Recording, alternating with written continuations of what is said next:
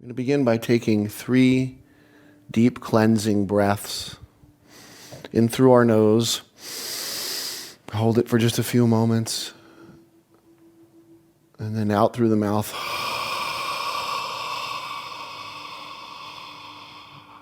On that exhale, you're letting go of everything, allowing yourself to be open. Let's do that 2 more times.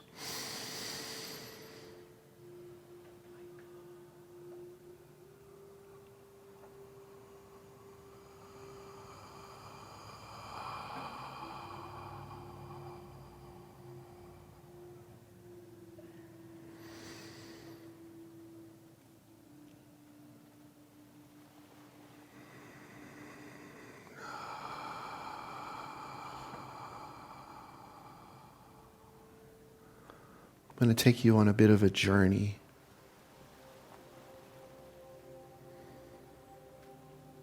It's a rainy day, rainy morning, misty, foggy.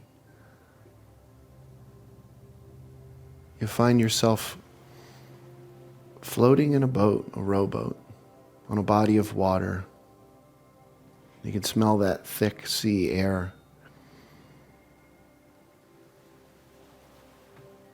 For some reason you recognize you have no paddles, no oars, nothing, no way to steer. So you just allow yourself to be in that moment,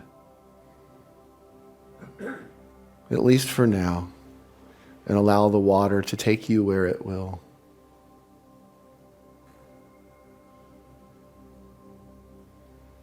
Floating, and feel the rise and the fall of the waves. As you're moving on this boat across this body of water, you can actually feel the mist, the condensation as it touches your skin. You can feel it on your arm, you can feel it on your face. Again, take a big, deep breath in.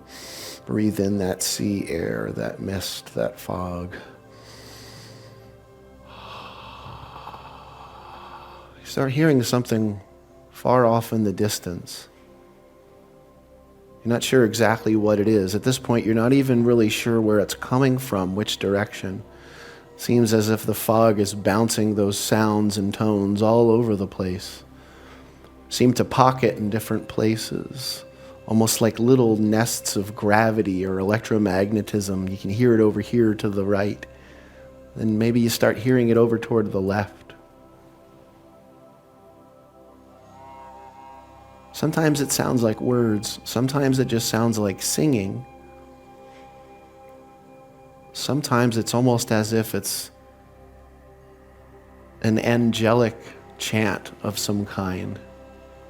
You're not quite sure what's going on, but you realize in the rise and fall of the water as you're in this boat, it's as if every time that boat goes deeper into the water, you can feel yourself go deeper and deeper into presence.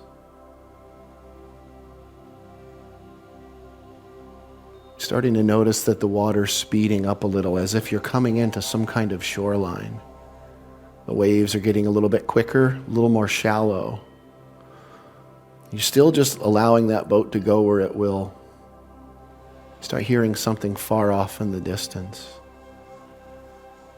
This time it sounds like words or some kind of language. Words you've never heard.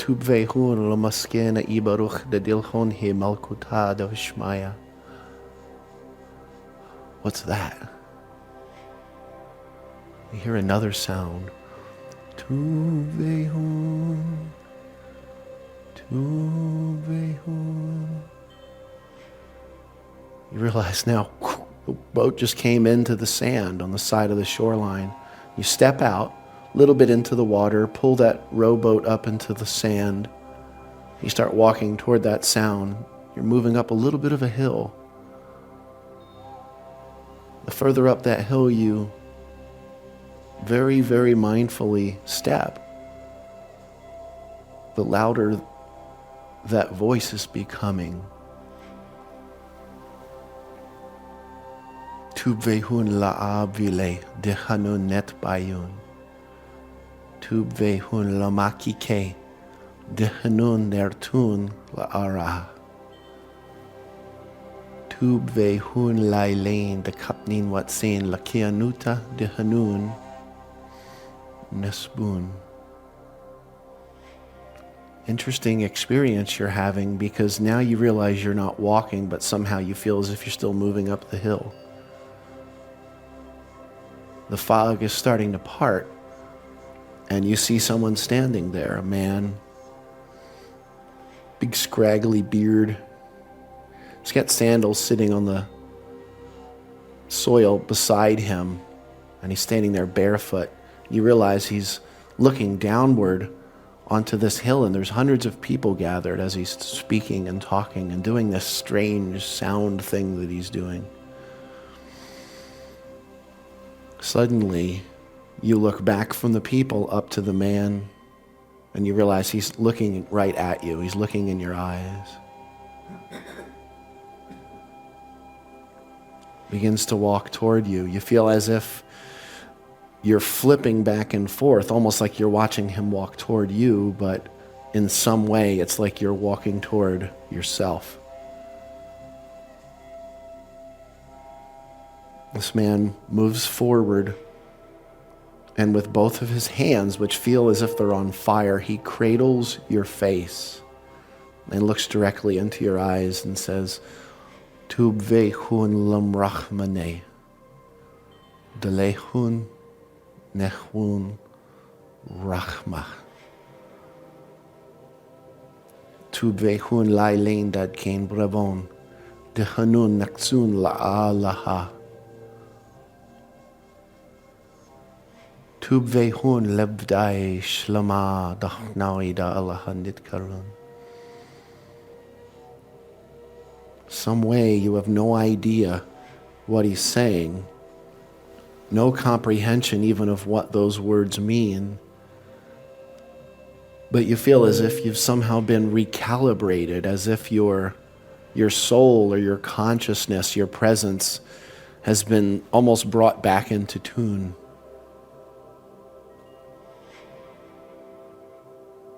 He's still there, cradling your face in his hands, and he begins to make a sound.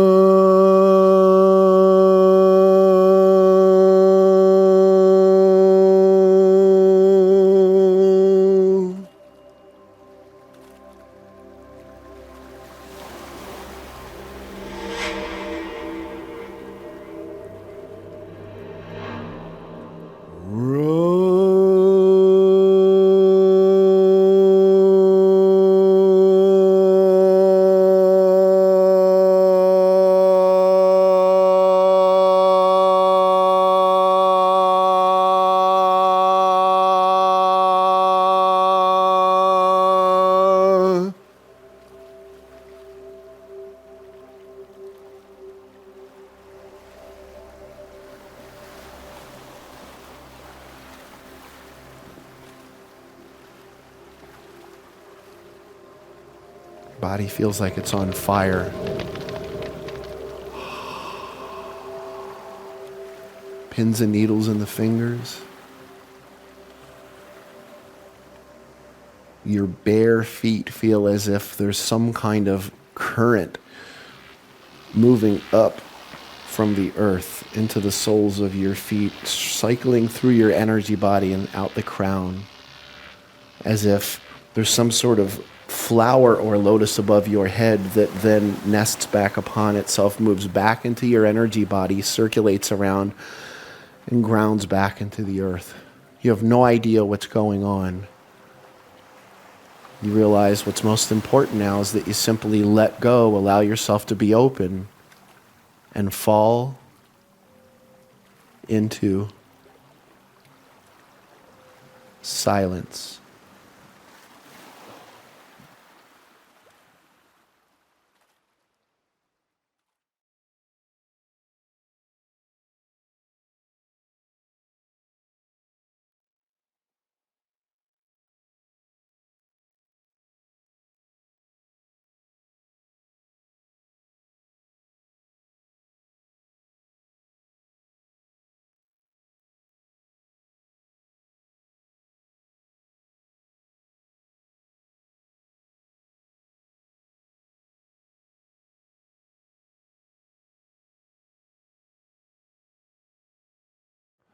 Let's take a big, deep breath in through the nose,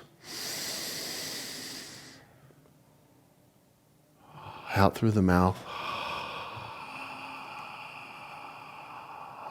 Allow your awareness to come fully present into this room, realizing that experience you just had was a dream, or was it? For some reason that felt real. Now this feels like a dream. Almost like you're watching a movie on a screen. Allow yourself to be in that space for a bit longer today as we're gathered here together. Allow yourself to be a witness that's watching. Let go of trying to comprehend or understand everything I'm about to say in a few minutes. Trying to grok meanings and things like that. Just let it go and allow yourself to be aware of what you are feeling. Aware of the movement and the energy and the breath and the magnetism and the electricity throughout your energy body. Just be aware of that and allow yourself to be open. With that I say,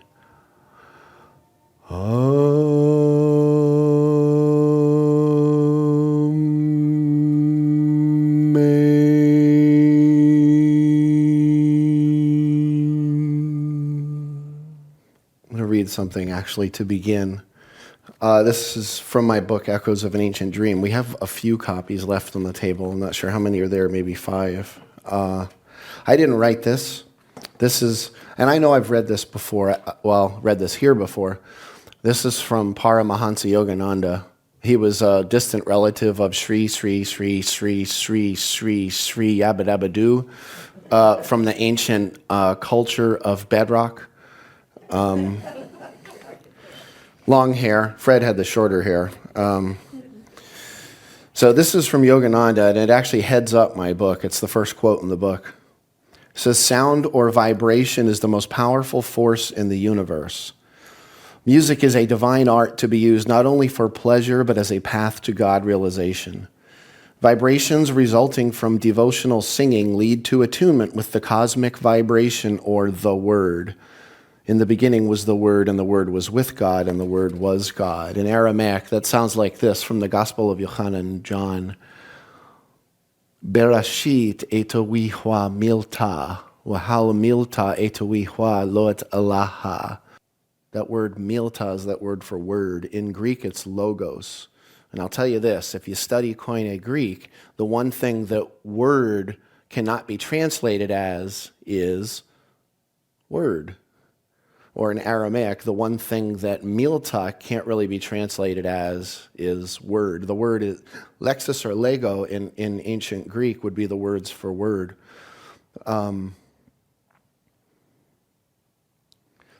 That word that is spoken of there is what Yogananda was referring to as the cosmic vibration. People that have been around my work for a while know that not only have I spent decades in this, since I was 7 years old, which is normal, right? To compare 5 Bibles to each other at the age of 5 on your grandmother's living room floor, that's normal. But the deeper I went, and the deeper I went, and the deeper I went, I started realizing that I can comfortably say most of the people that were regarded as either biblical scholars or even biblical language scholars, or theological scholars, didn't have much of an idea of what they were talking about, because they were served a particular menu by an establishment that wanted them to essentially parrot back out certain things that they wanted them to say. And it became really disconcerting for a while, because I would go to all these different people and either get together with them or go to an event of theirs and start reading their material. And I was like, wow, this is like, you ever have that feeling when you heard someone speak at some point and you felt like they got so close to saying it and they never quite got there? They were just kind of, I grew up in a Methodist church, which means I had great naps as a kid. I'm happy that I grew up actually in a Methodist church, because I didn't have all these fireballs and the guilt and the fear thrown at me, at least. So I was able to have some kind of processing without all of that garbage on top. But basically on a Sunday, there was all these great stories, and it didn't really get anywhere. It was just quoting anybody. Another question: anybody ever meet someone who uses Bible verses as weapons? And occasionally, like as an example, I had one throwing something at me that wasn't even in the Bible. And I can't even remember what it is at this point. This is about 2 years ago, and I remember, where is that? Where's that in the Bible? And I believe they said it was in Nehemiah. And I went, oh, okay, good. Could you find me that? Here's my email address. Could you find me that? Like, find it for me and just like email it to me. I never heard from them. But you notice that a lot of people, they'll use things as weapons. We attack when we don't know what the heck we're talking about. And we go into this. Politics is a good way to put it, except American politics are completely healthy right now, so that wouldn't be a good example. But I'm not going any further into that one. We came here to get away from that. Wait, all right, big breath.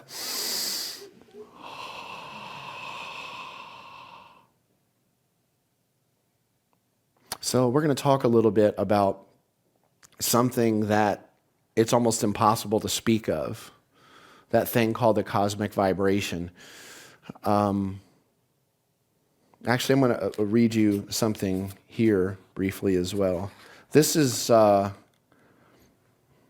first is a great one. It's a quote from Pythagoras. A stone is frozen music, frozen sound. Isn't that a cool looking stone? Most of the people that have been around me for a while know that besides the Aramaic and the Hebraic and the different Semitic teachings and the Akkadian, Phoenician, Sumerian, my other passion is the indigenous cultures of this land right here. Specifically Tiwa, Pueblo, Navajo, and probably above all others, Lakota. This is actually a chunk that was etched off near Mount Rushmore of the monument being carved of a guy named Tashunka Witko. Crazy horse.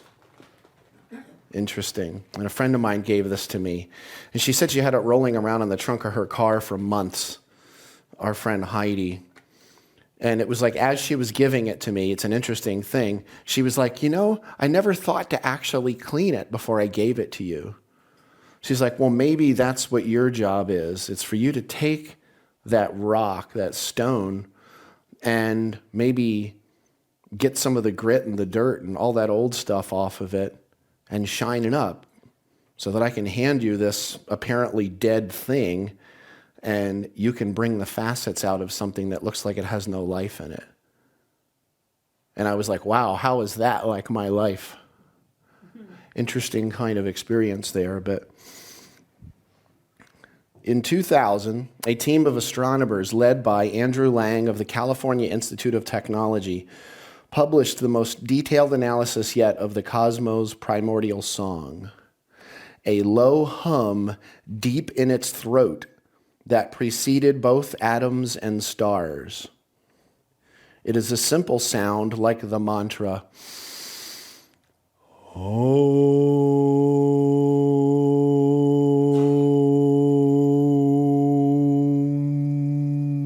You make that sound with me, just a simple Om.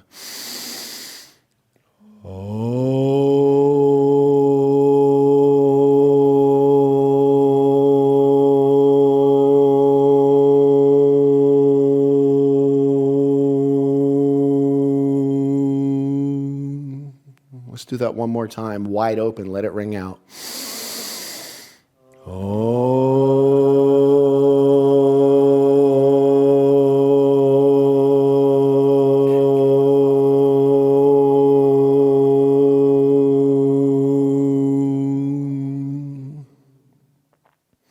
Rhetorical question. How does that feel? Tune into your energy body right now. Tune into what Yeshua called your haikla, the temple. Literally the energy body. Chaya, conscious life energy. Kla, the gathering of conscious life energy. In ancient Egypt, they called it simply the Ka, the energy body.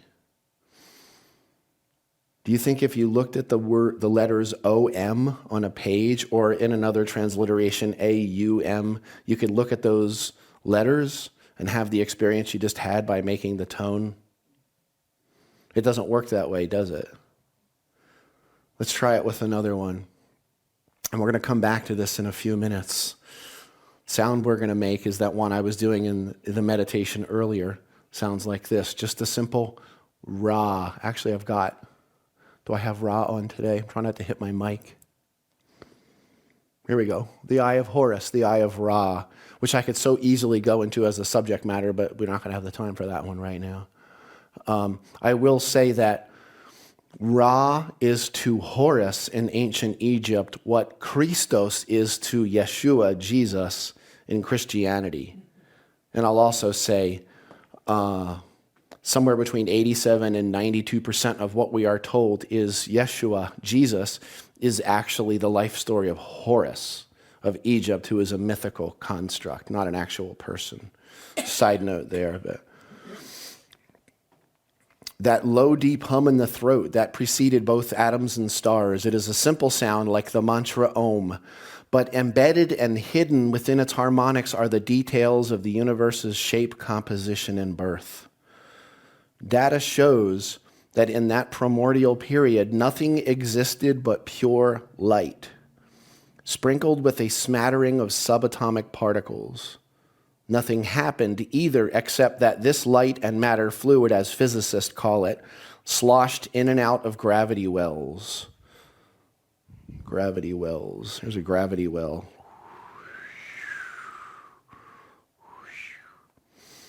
In and out of gravity wells, compressing the liquid in some places and spreading it out in others.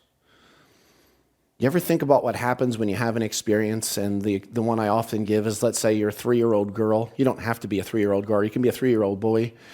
And your drunken father comes home at 10 o'clock at night and he smells like booze.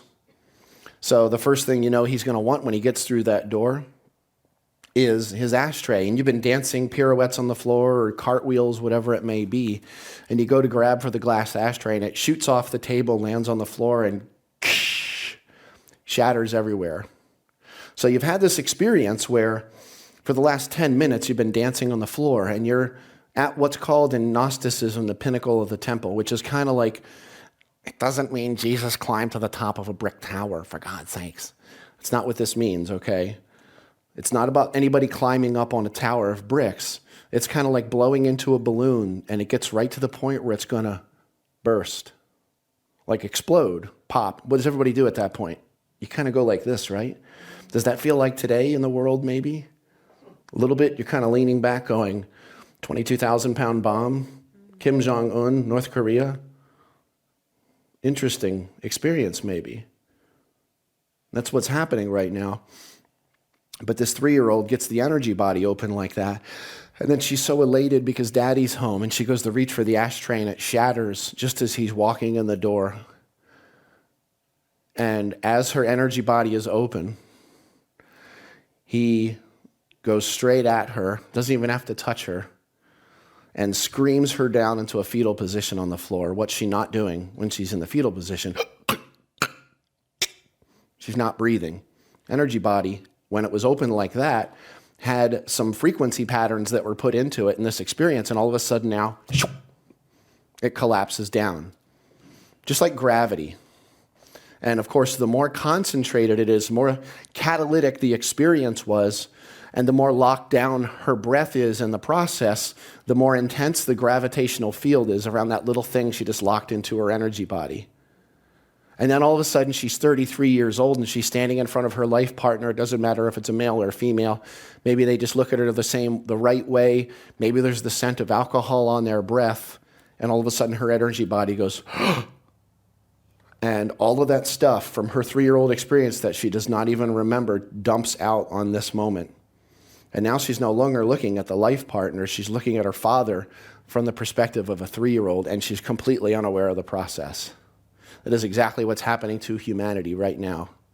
We've got harmonic scales and frequency patterns that are voicing, and the reason they're so intense is for a combination of factors. Even NASA says they believe time is speeding up, but they can't get outside of time well enough to be able to monitor it, to prove if it is or isn't speeding up. There's also many astrophysicists who say that we are moving closer to the galactic core. And it's kind of like being on a roller coaster as you're flying down and you spin around this corner. When you're up at the top and you're wide open and your energy body's open and you're like, oh my God, this is awesome. And you can see the arch of the earth, this amazing experience.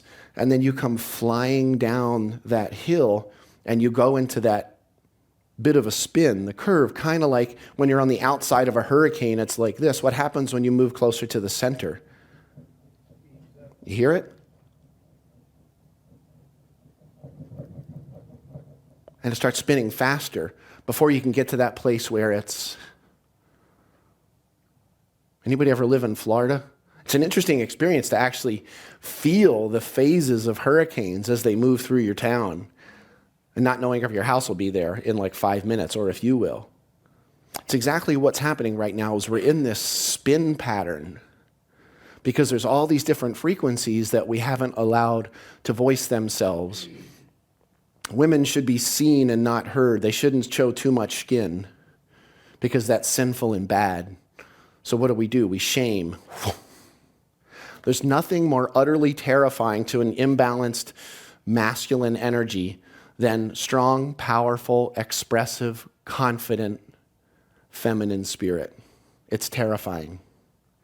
And when I say feminine, I don't necessarily mean from a woman. I just mean feminine. It could be a gay man. Utterly terrifies someone who's over imbalanced in the masculine. What is it that terrifies the feminine?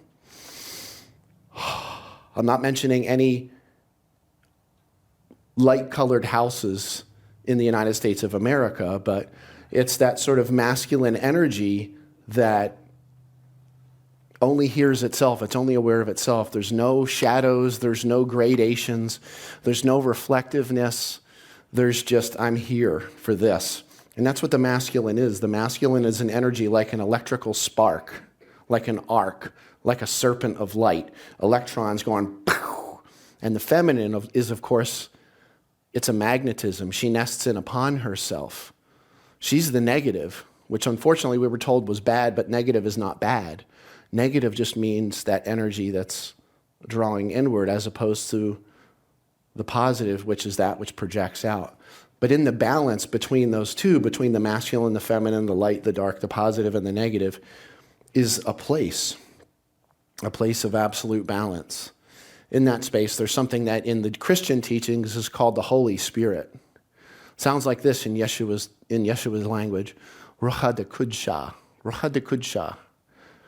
And 2,000 years ago, they simply called that force she. She who undoes the errors and the effects of my ways of thinking and being.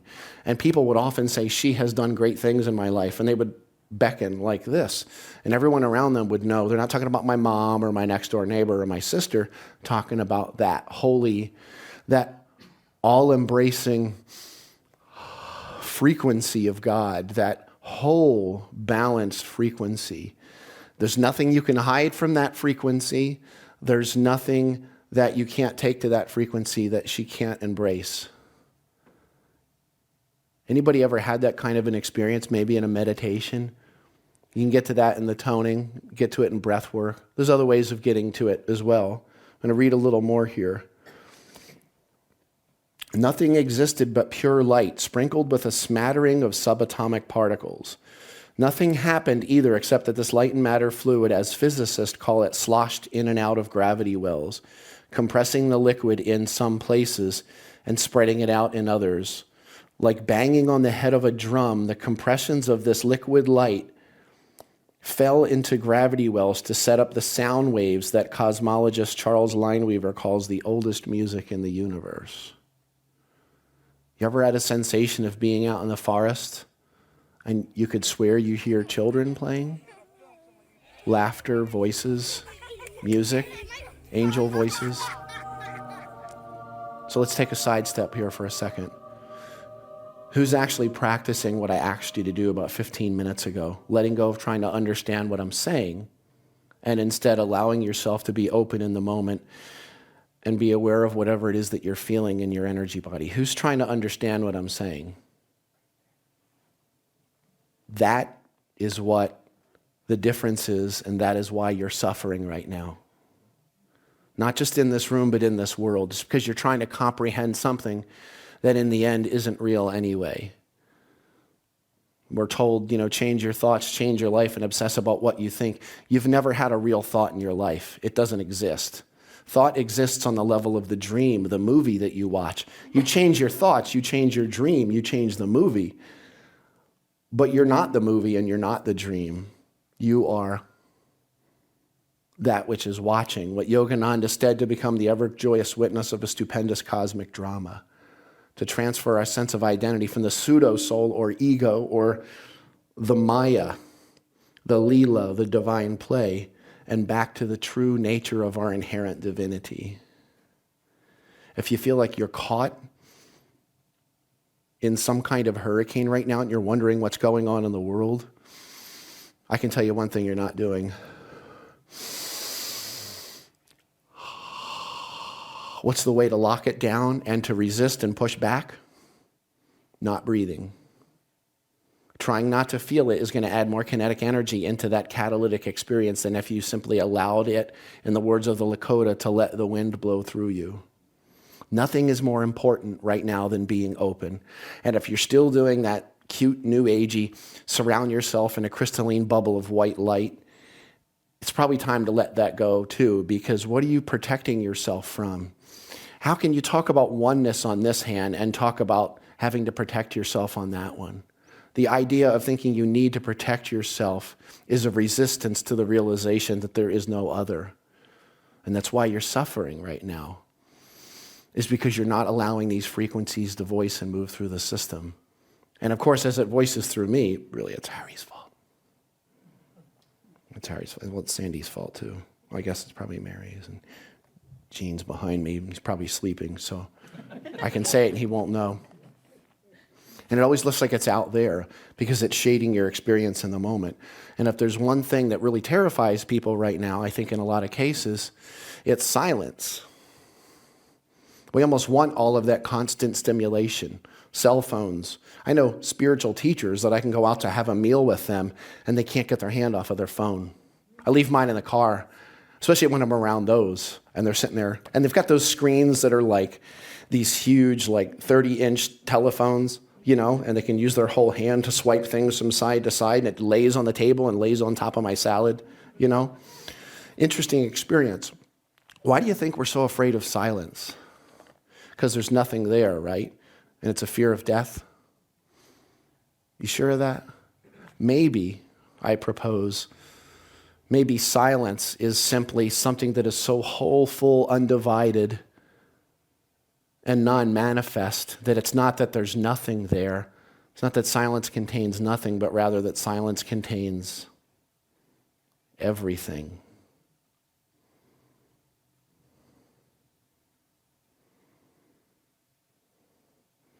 If there was a Big Bang, what was there before the Big Bang? Silence. Kind of, because you can't really talk about it like silence. Because if you talk about silence, then you got to talk about the opposite of silence, which is what? Sound or vibration. Maybe. If you're still talking about knowing God, you don't have a clue what God is. I occasionally will get somebody contact me and ask me, what God do I serve? And I'm like, if you have a multiple choice question that you can pick from multiple gods, you don't understand what God means. Is there a difference between God is in everything versus God is everything? It's huge. That's where we're going to go just in our last couple minutes. In July 2000, Scientific American magazine said that as the universe aged, these sound waves developed on ever larger harmonic scales, filling the heavens with a deepening roar. About 300,000 years after what we call the Big Bang, the universe cooled down to the point where electrons and protons condensed into atoms of hydrogen and separated from the vibrating light of photons. The photons went their separate ways, and the universe abruptly went silent.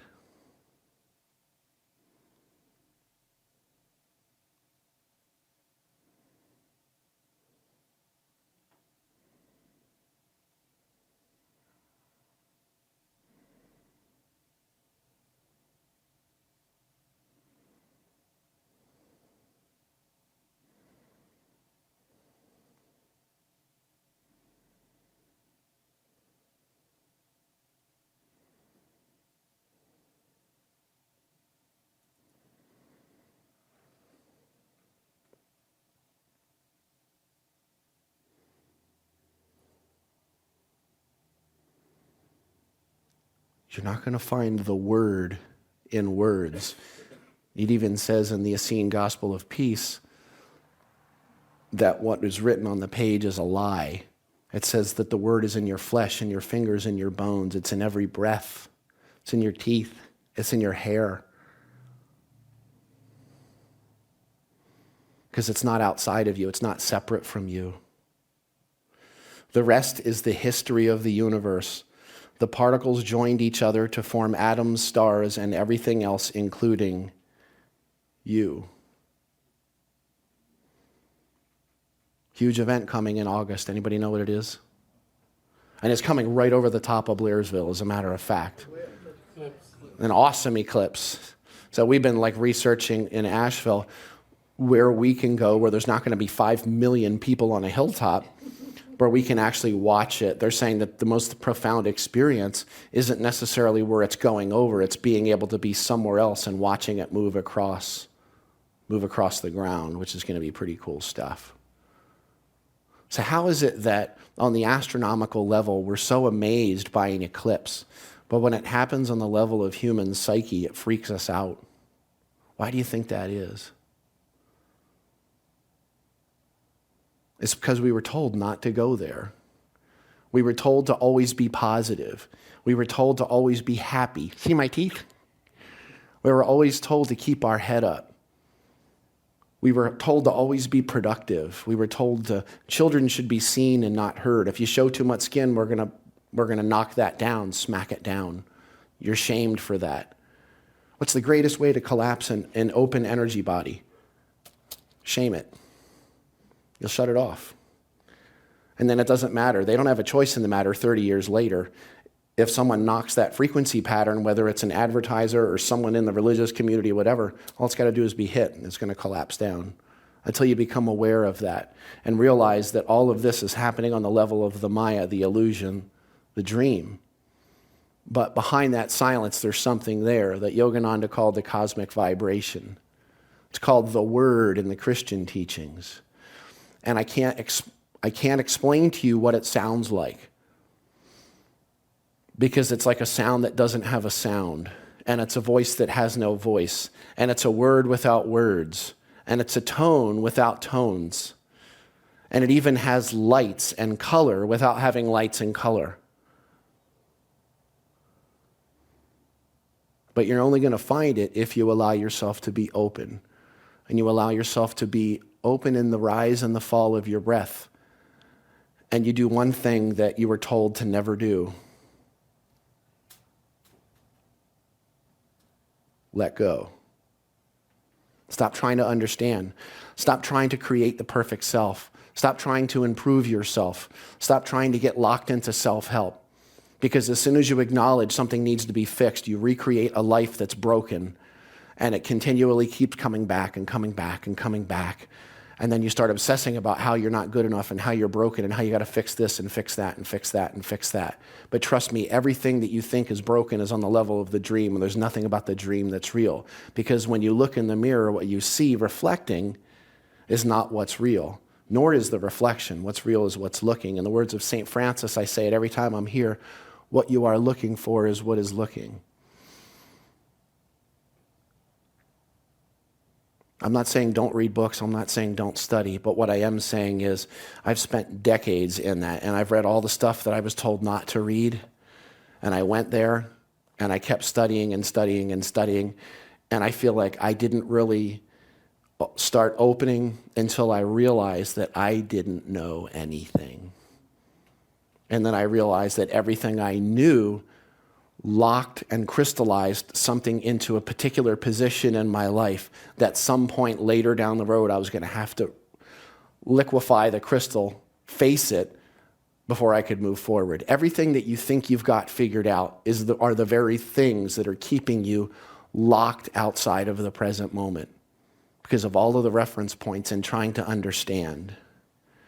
If you could just realize, much like the birth of a child, that in that experience, it's not the way you explain it, it's not how you describe it, it's not the theologies and the religions and the practices. It's can you be open and awake right now? Allow whatever it is that's voicing to voice, and stay open, because you, every single one of you, made a choice to be here right now. We are the ones we have been waiting for. We're here to be open. We're not here to resist or fix the world, because the world is not real. When you acknowledge that, you realize that wholeness and holiness comes through you. And in the words of the last thing here, Blaise Pascal, which Wayne Dyer kind of chunked this down. He took a huge chunk of Auguries of Innocence and put it in just a few lines. If you don't understand what I just said for the last 20 minutes, good. Get the CD and listen to it again. It's not about this. It has never been about this, okay? It's not about new thought. It's about not even now thought. It's about no thought. Passive non-resistance. But this is how Wayne crystallized a few words from Auguries of Innocence. He said, to see the world in a grain of sand and heaven in a wild flower, to hold infinity in the palm of your hand and eternity in an hour. We are led to believe a lie when we see with and not through the eye.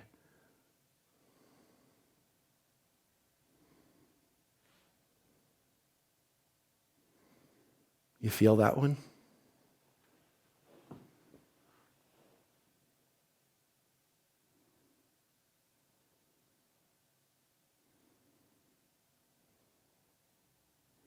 Use your ears more, not your eyes. Which was born in a night